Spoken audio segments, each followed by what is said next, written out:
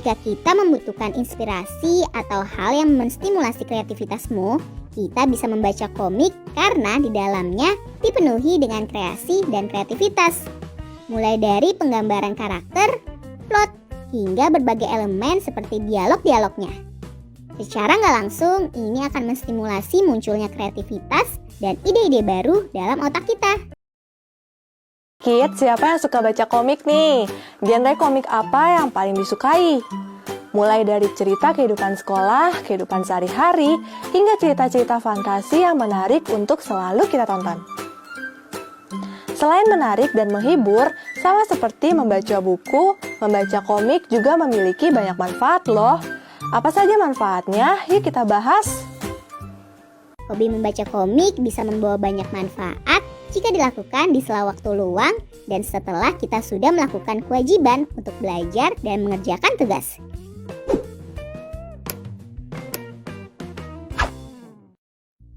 Kids, siapa yang suka mengoleksi atau membaca komik?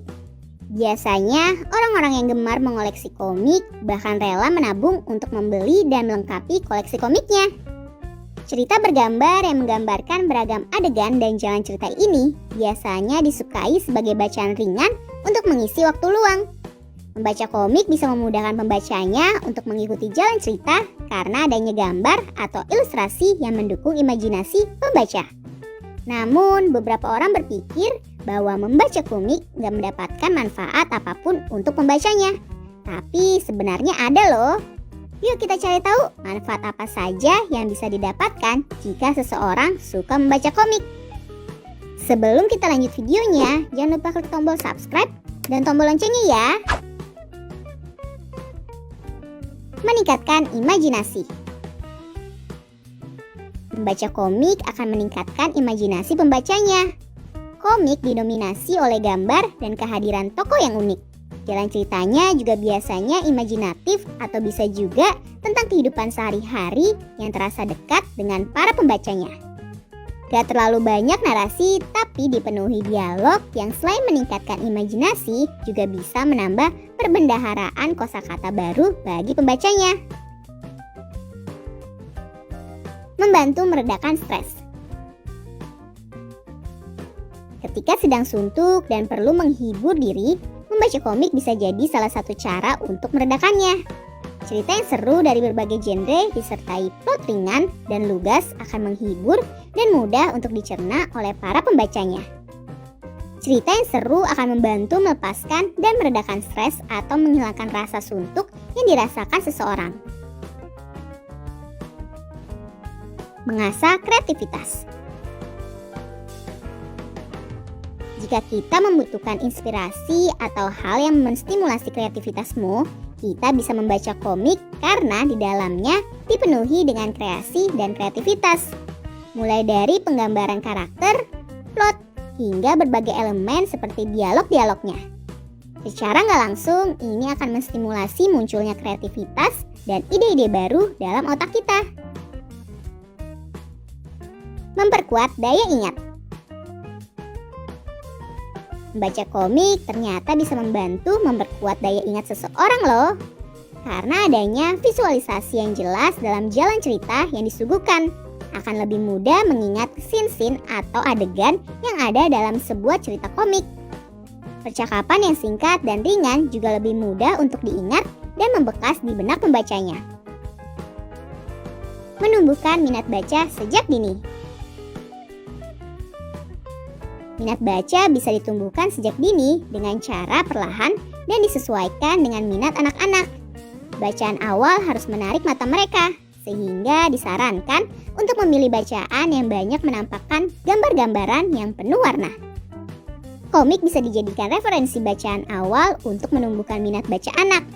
Nah kids, itulah 5 manfaat yang bisa kita dapatkan jika suka membaca komik. Hobi membaca komik bisa membawa banyak manfaat jika dilakukan di sela waktu luang dan setelah kita sudah melakukan kewajiban untuk belajar dan mengerjakan tugas. Jadikan membaca komik sebagai kegiatan bermanfaat di sela waktu luang dan istirahatmu ya. Selain dari komik, ada berbagai film anak yang juga terinspirasi buku-buku cerita anak loh.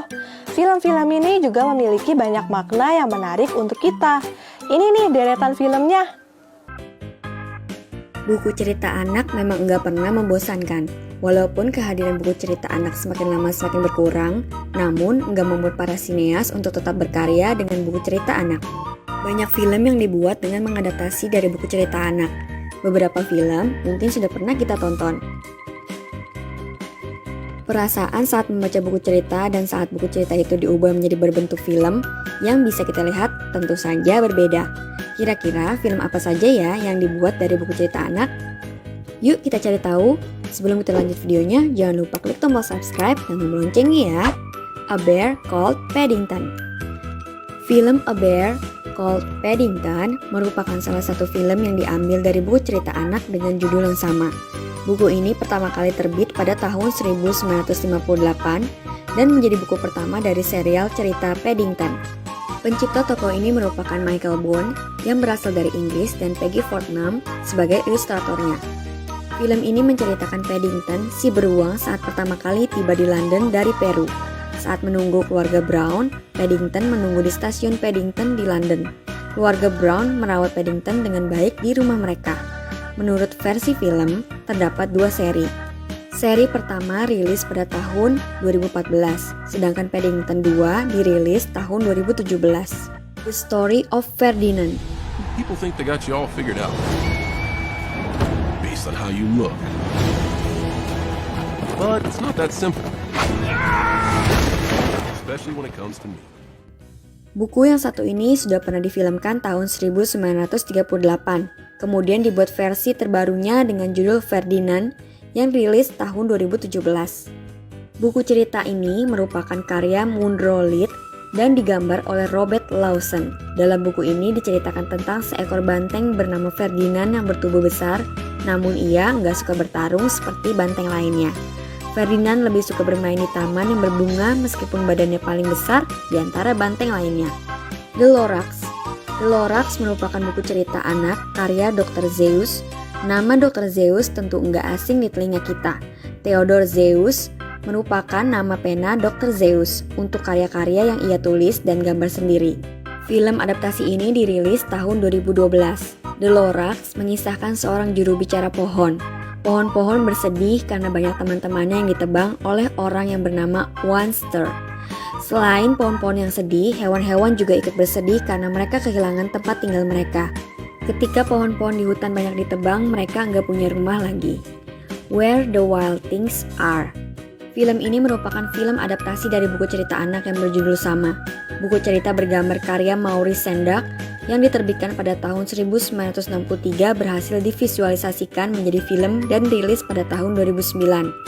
Where the Wild Things Are menceritakan tentang Max, seorang anak yang suka berimajinasi. Max suka memakai kostum serigala. Suatu hari, sebuah keajaiban terjadi. Max bertemu dengan seorang makhluk yang disebut Wild Thing dan petualangan mereka pun terjadi. Wah, menarik sekali ya kids, film-film yang diadaptasi dari buku cerita. Pernah nonton yang mana nih? Komen di bawah ya. Sampai di sini dulu ya videonya. Jangan lupa like, komen, subscribe, dan share ke teman-teman lainnya ya kids. Bye-bye!